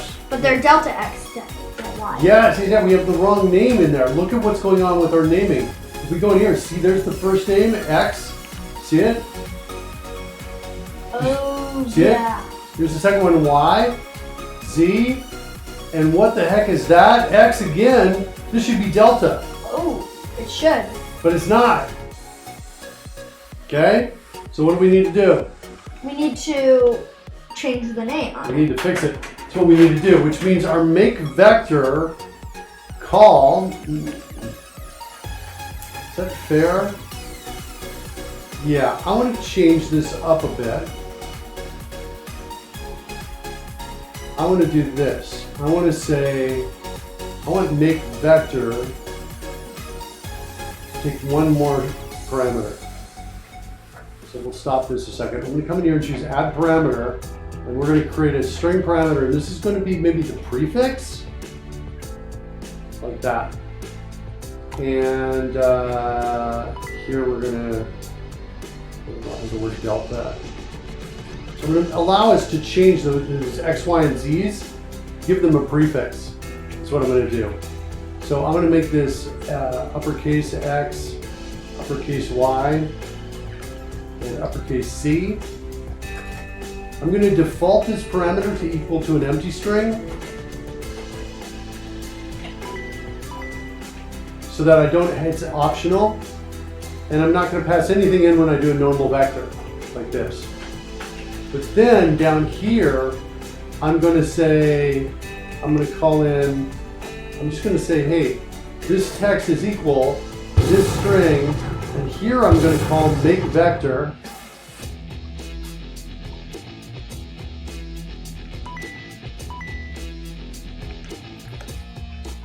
Passing it in normally.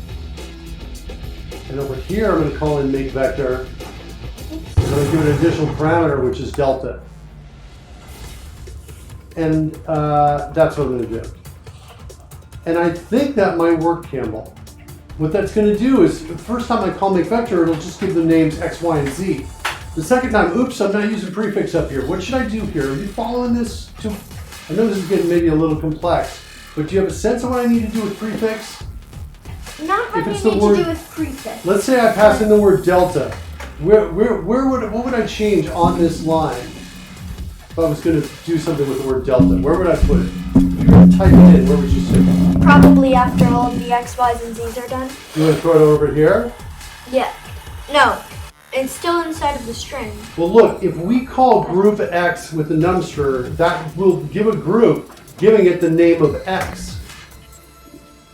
But I want it to be delta X. How can I change that X to a delta X? I don't know. I can do this. Prefix plus X, for example. But the prefix doesn't have anything. That doesn't have anything if I don't pass anything. This only takes hold and executes if I make a call without passing it in. But if I pass something in, what I pass in overrides that. That make sense? I think? Yes. Yeah, so it's like kind of like saying, oh, you know, I'm not going to worry about it too much, you know, if nobody calls it with that. So now I'm going to pass in this. Now with this, let's try running it. I think with this change, we're going to get, let's go in here, we'll do this. Pattern, vector long, you should see there's an X, a Y, and look, see it? delta X. This I think is going to work. So let's try it. We're going to type it in here. We're going to type in 1, 2, 3, and then this, and go 2, 2, 2. And what do you think about that?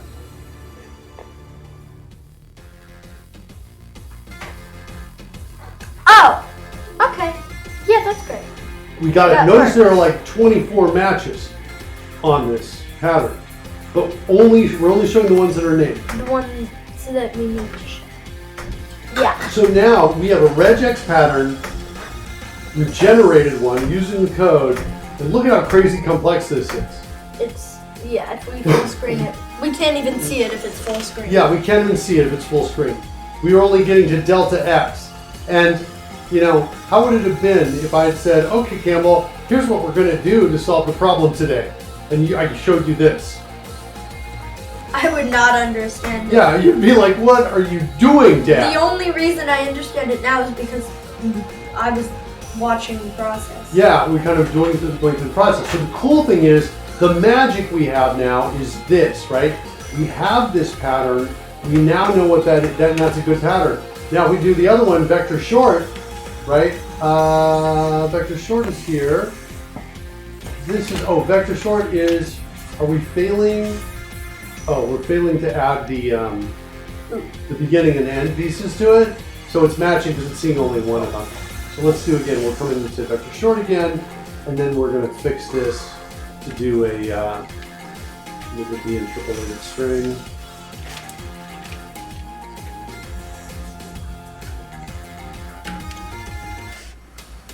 $sign ending, like that, and then run it. So we've learned about a couple different things, right? We've learned about programming in Unity so far on the show. We've learned about working in XAML. We've learned about writing code in C#. And we've now learned about regular expressions. But C# and Unity, the designer in Unity, and the designer in XAML, and the regular expressions are all different things. They're all different ways of kind of writing code. And I really hope that you're not chewing through mom's earphones, my friend. Can you give me your best innocent look right now? Alright, good. That's pretty good. Okay, so now I've gone back with the short pattern, and it's probably not going to work until I get to here. Cool. And now there's the match of X, Y, and Z. Cool? Cool. So now what I'm going to do is, let's do this. Let's first take care of getting you all this code. So this is the code that gets us here. It's a regular expressions explorer. And let me come back over here, get all of this code, copy this, come over to your XAML as well, give it to you, paste, and now let's run on your side, switch over to your view over here, and go ahead and go to the pattern menu that we added. The pattern vector long, and then it's 1, 2, 3, 2, 2, 2. That's what we're talking about. Now we can go back next Friday when we get back on the show to the vectors visualization, armed with this knowledge, armed with this string, right? Yes. This string right here and the other string. Go in there and be able to create it. We have a few minutes left. I was just thinking, do you want to try changing this? Campbell, let's do this. I want you to change the string above to be able to take any kind of word at the beginning and match it with this. So if I say A equals, and I do that, can you give me that? Change the pattern above to match that. Wait, A equals? All I did is added an A equals at the beginning. And I want to be able to match any word is equal to something. Or any character, right? Any character or word. So any character multiple. I'm giving you a, Right? Yep, there you go. There's one way to do it. Any number of characters up to the point. Cool. Let's make it so it's any word. Okay. Okay, and I just want one of them. It's got to have a word and then an equal sign. And the plus makes it is equal right. to 1 or more. Oops. But we want any number, or right? I want any word in there. Any word. Any word. I'm pretty sure. Let me ask you. I think if you this means 0 or no words, which means that'll match. I don't want that to match. No. I want. Oh! I think I know what to do. I think my I know what var. to do. I want this to match, but I also it's gonna be good. Why didn't that match? No, it's not those. I think you want. Oh, do I want? I'm not sure. Wait, I don't think you want the brackets there. Oh, I know what you're thinking. You're thinking that piece might be, the whole thing might be optional. Yes, and you're going to put a question mark there. We'll just do a question mark for 0 or 1. Right. It's not for a million. Okay, but. Oh, I think it doesn't work because of this piece. No. Hold on. Let's get rid of this for a second. I just want to explore this a second. Because I was really curious as to why that failed. Is it because it's just one word character? And so we need 1 or more here to then make my var work? Okay. Apparently. Okay, cool. Now I want you to do this. This is going to be a little trickier. Give me a group around the word. Do you know how to make it so that around the word there'll be a group? I want a group around my var. In other words, I want you to change something up here so that there will be a group around here, around my var. We won't see it because it won't have a name that's good yet, but I want to create a group around there. Do you know how to create a group in regular expressions? No. Well, it's all these parens that we've been seeing right here. The parens are what make the group. Can you try it now? Can you figure out where to put the parens? Just. Oops. That one's correct. That one is correct. Now give it a name. Give it a name. Give this group a name.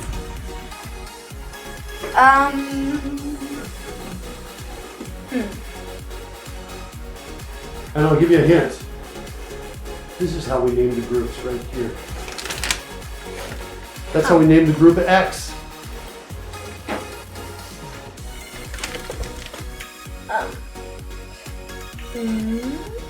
No.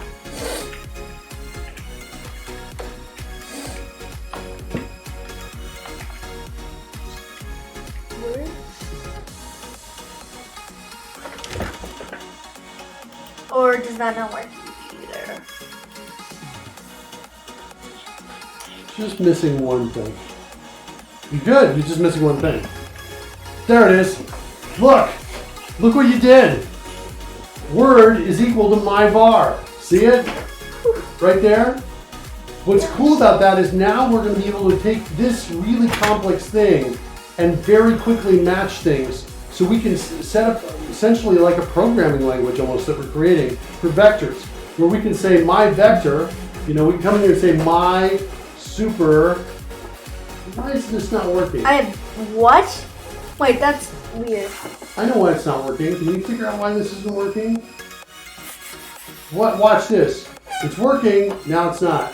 It's working. Oh, there's no space between the equals and the. Yeah. Should we change the pattern? We should. To be flexible. Good job. Good job. Good job.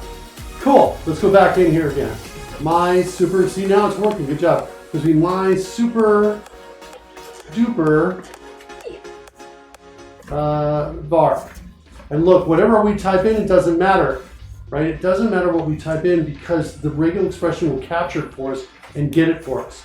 And once we have this, we can go get the results and get the data on it and come back and say, okay, you want to create a variable called my super duper bear. Okay, we'll do it. And then later, if you try to access it, we'll say, oh, I know what that is. It's this thing. So if you say my super duper var plus b, or whatever you call the other one, we can add them together. Does that make sense? Good job figuring this out. At least getting that point right there. See that right there? Yeah. Yeah. Why do we have the question mark though? It's part of the syntax. And then what's confusing is the question mark's actually doing something different than it's doing here. Yeah. This one is different from here. Okay. Regular expressions are powerful, but they're confusing. Right? Can I show you something? You bet. So in my drone right now, I have a ball. Okay, cool. On my drone. Yeah. And so here, wait. There's the drone flying. Ta-da. 1 second. This might take just a little bit longer to set up.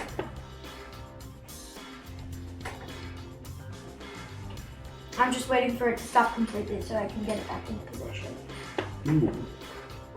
You know we've added a new command. What is it? To fly to a particular position. Really? Mm-hmm. What is it? It is called F for fly. Its shortcut is for F for fly to. Okay. Can I show it to you? Yes, no? 1 sec. I just want to show you this. Go ahead, so, if I hit drone right now, yes. The drone that comes out, it should come out with the ball on it because this drone will be destroyed. Nice. The ball. Let me see it. Haha, that's awesome. I love it. Here's how it works. So you type in the letter F followed by coordinates you want to send it to. So if you want to send it to the center of the screen, I'll type in 960, 540, like that. And then in the chat room, if you can see it, I just type those in, and now it's going over. Oh, yeah. Like that. So what we can do is this. You've got the toss command here, right? Yeah. So you've got different variations for toss.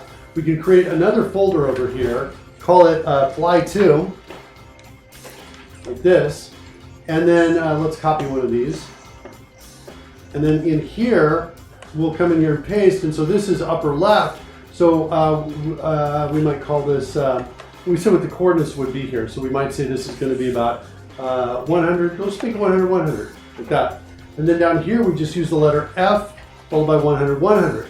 Now if you press that, Campbell, press that button now on your Stream Deck. Oh, that's a great piece of code. Yeah, this is what, and then down here, we can come down here and say, let's make it 900, 900, right here.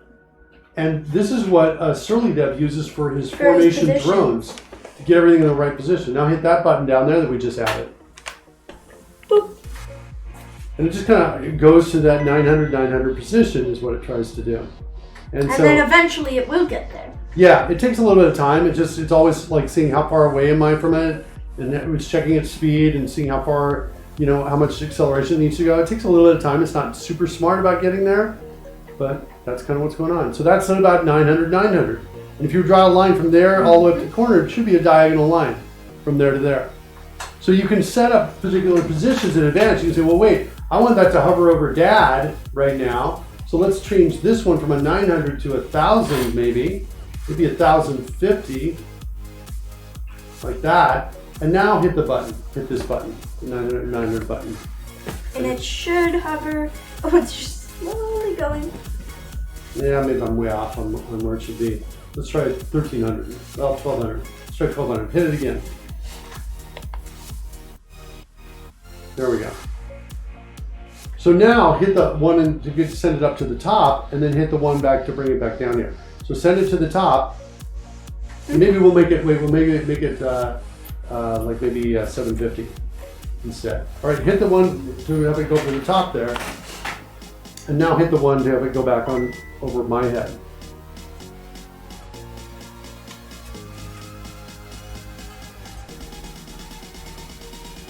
Kind of like how it breaks when it goes too far. It's like, no. There you go.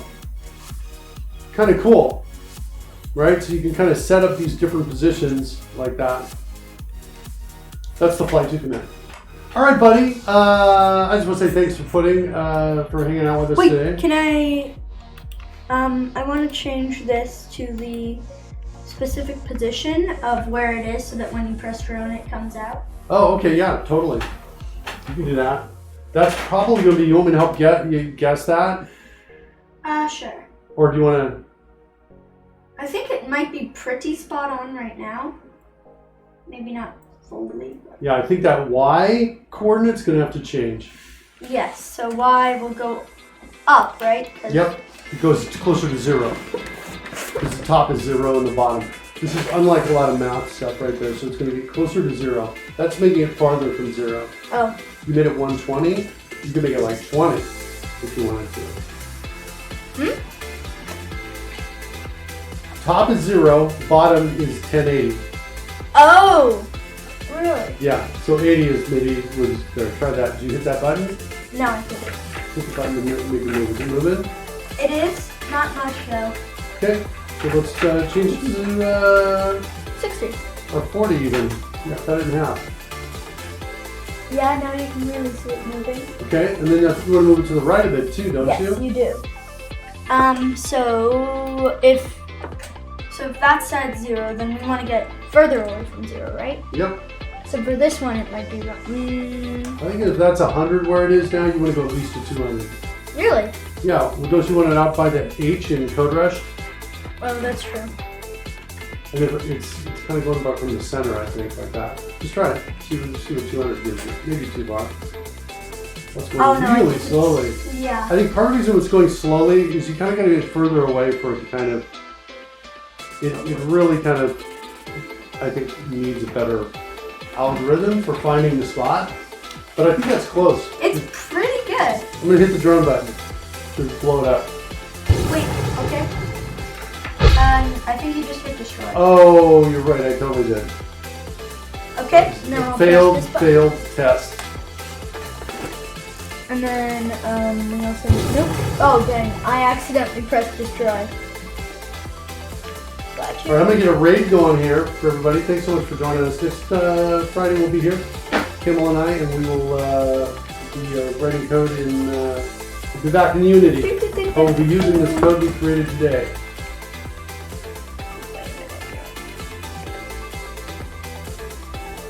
Send everybody with a Lana Lux.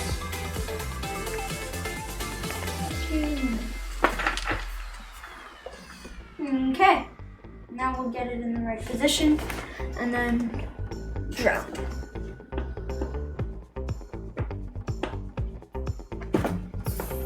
I think just this position right now will work. Okay. Yeah, sweet. It's really fun. All right, kids, that's it for the show. We'll see you next week. Goodbye!